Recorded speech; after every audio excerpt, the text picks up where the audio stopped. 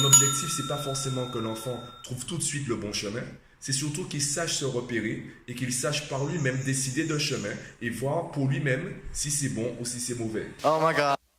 When the East is in the house. Oh my god. When the East is in the house. Oh my god.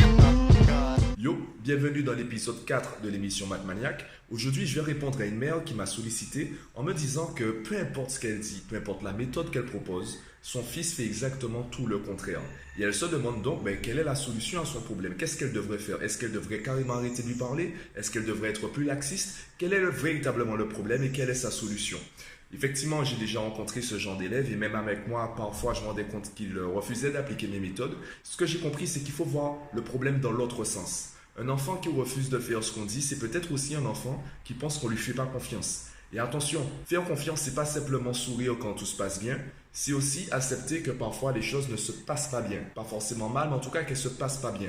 Donc c'est laisser aussi la liberté à l'enfant d'échouer. Il faut laisser un espace assez grand pour que l'enfant se sente libre de réussir comme d'échouer. Et il faut aussi assurer la sécurité, aussi bien physique que, je dirais, pédagogique, pour rester dans le système scolaire de l'enfant. Et là, je vais poser trois mots avec trois définitions bien différentes l'une des autres.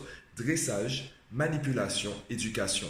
Dressage, c'est très simple. On dit à l'enfant ce qu'il doit faire et s'il ne le fait pas, il est puni. Manipulation, on va parler dans la tête de l'enfant, on va faire en sorte qu'il comprenne par lui-même que c'est intéressant pour lui. Plus on est fort en manipulation, plus l'enfant va croire que l'idée vient de lui. C'est un peu comme le film Inception, si tu l'as vu. Et le dernier mot, éducation, là où c'est assez subtil, donner à l'enfant, créer chez l'enfant des compétences qui lui permettront de prendre de lui-même les bonnes décisions. Les bonnes décisions, c'est pas forcément bonne pour nous à l'instant T. Parfois, la bonne décision pour l'enfant, c'est de faire une erreur. Je prends mon exemple durant mes cours. Parfois, j'entends des choses, j'ai envie de réagir, mais je sais que si je réagis, je vais empêcher à l'enfant, à l'élève, de progresser. Pourquoi? Parce qu'il a besoin de se rendre compte que ce qu'il fait, c'est une erreur. Si je viens tout de suite et que je le corrige, il verra tout de suite la correction, il verra la bonne réponse et il verra peut-être pas pourquoi c'est comme ça qu'on trouve la bonne réponse. Et il va se retrouver simplement à faire un copier-coller de mon discours. Et ce n'est pas ça que je veux. Je veux pas que mes élèves soient des clones de moi. Je veux pas que ce soit des copies conformes de ma façon de faire. Je veux qu'ils apprennent à faire par eux-mêmes. Je rappelle mon objectif. Mon objectif, c'est que mes élèves n'aient plus besoin de moi le plus tôt possible. Et c'est ça la différence entre les trois mots, dressage, manipulation et éducation. Au début, effectivement, quand je donnais des cours, simplement des cours de maths, maintenant je peux l'avouer, il m'arrivait parfois de manipuler l'enfant. Je parlais dans sa tête, j'essayais de lui faire comprendre que c'est bien de travailler les maths, que c'est bien d'aller à l'école, que c'est bien de faire de longues études. Et je me suis rendu compte que déjà, de toute façon, chacun a son chemin.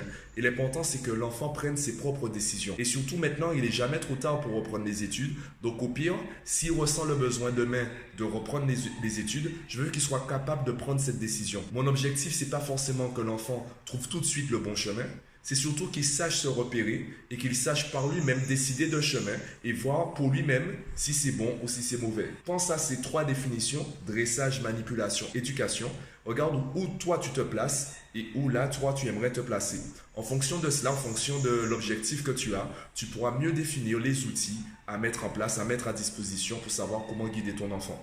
Et dans un premier temps, comprends aussi que même si toi tu fais un pas vers lui, ton enfant ne va peut-être pas faire tout de suite un pas vers toi. Il a peut-être besoin que tu lui fasses confiance pendant une période. En gros, que tu le laisses échouer, que tu le laisses un peu se casser les dents pour qu'il apprenne de lui-même, de ses erreurs et de sa propre expérience de la vie. Donc dis-moi ce que tu en penses, partage-moi ton avis et moi je te dis à bientôt pour l'épisode 5.